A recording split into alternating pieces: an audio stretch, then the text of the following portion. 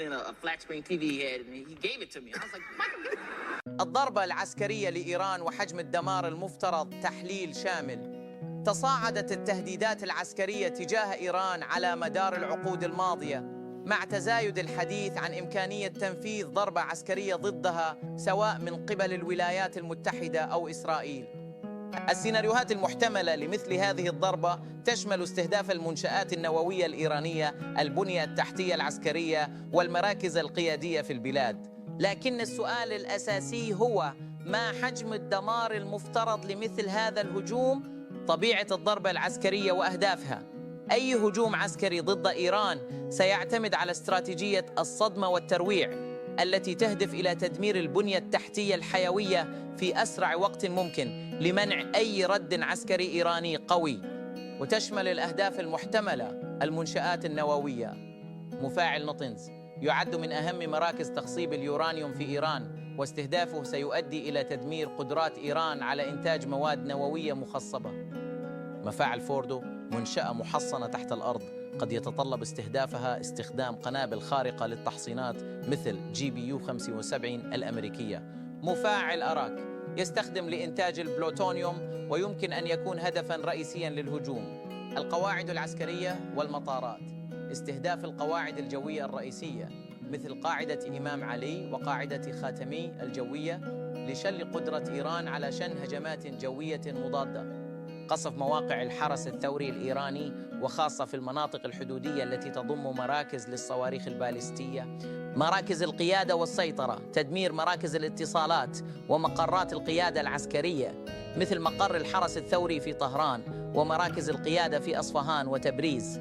استهداف البنية التحتية السيبرانية لتعطيل أنظمة الدفاع الجوي والاتصالات الإيرانية. حجم الدمار المفترض وآثاره.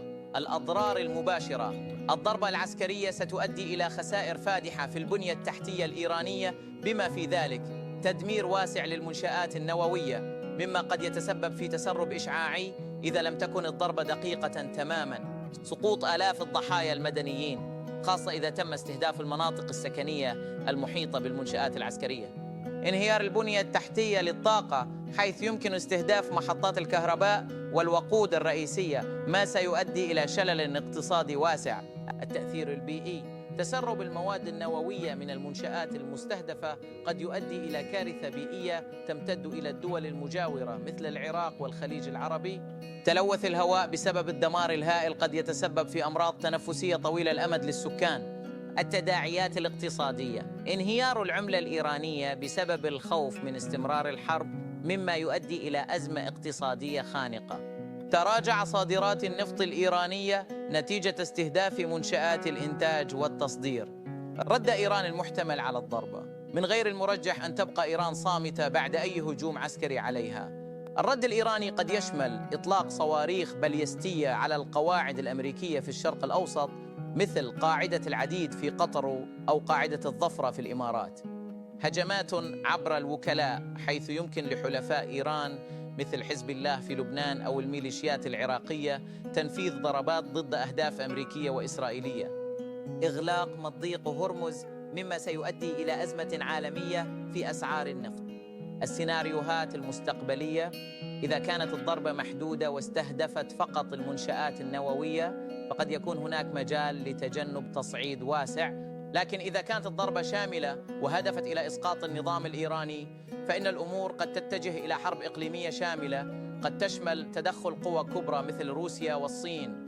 في النهاية، أي ضربة عسكرية ضد إيران ستكون لها عواقب كارثية ليس فقط على إيران بل على الشرق الأوسط والعالم أجمع، ما يجعل اللجوء للحلول الدبلوماسية خياراً أكثر حكمة لتجنب هذا السيناريو المروع.